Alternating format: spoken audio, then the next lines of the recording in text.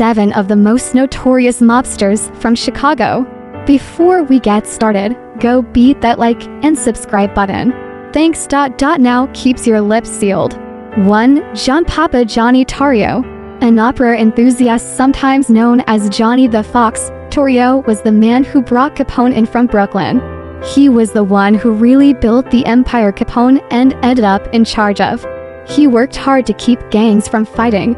But when a gang working for him was blamed for the death of Dean O'Banion, original head of the Northside Gang, Northsiders took revenge by shooting Torrio outside of his house in January 1925. He miraculously survived and was smart enough to retire and get out of town while the getting was good.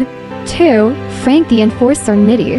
An underling and eventual puppet successor to Al Capone, Nitti ran the outfit's bootlegging operations, channeling whiskey from Canada into Chicago's speakeasies. In The Untouchables, Kevin Costner threw him off a roof, and in other films he has been portrayed by Sylvester Stallone and Stanley Tucci. In reality, he was softer and bureaucratic, pushing the mobsters into political coercion, extorting money from Hollywood studios. In name, he took over for Capone, though others ran the show. His survival is testament.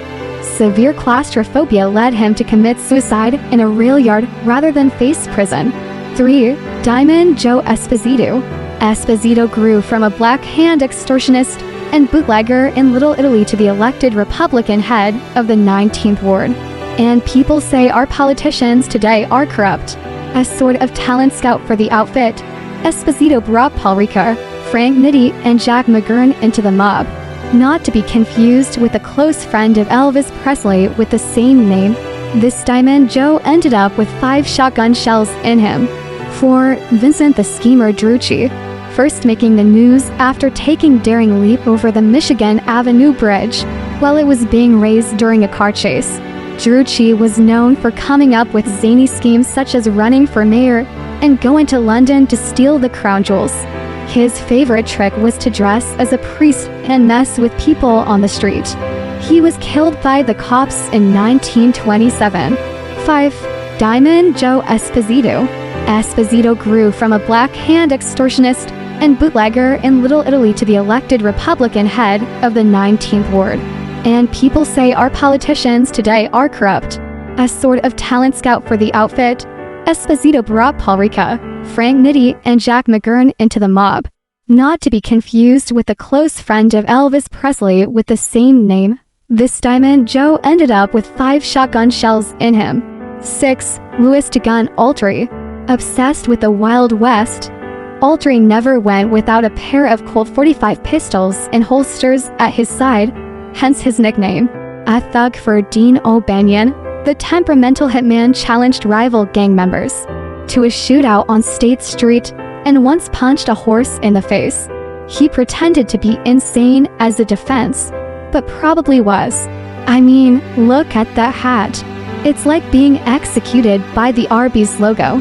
7. Jack Machine Gun McGurn. One of Capone's top hitmen. McGurn, born in Sicily as Vincenzo Gibaldi, actually may not have been the shooter at the famous St.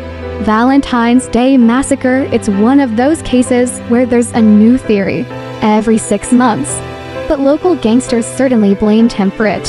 When he was eventually shot down himself in a Milwaukee Avenue bowling alley in 1936, the killers left a Valentine at his feet reading, "You've lost your job.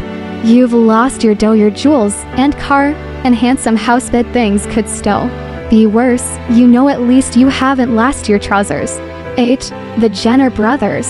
The Jenner Brothers officially worked for John Torrio, but wanted to branch out. They're generally blamed for having killed O'Banion and starting the gang war.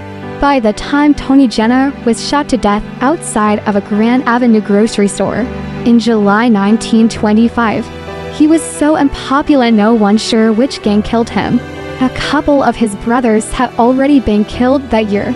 If you could hit that like and subscribe button, we would greatly appreciate it. Thanks, see you in the next one.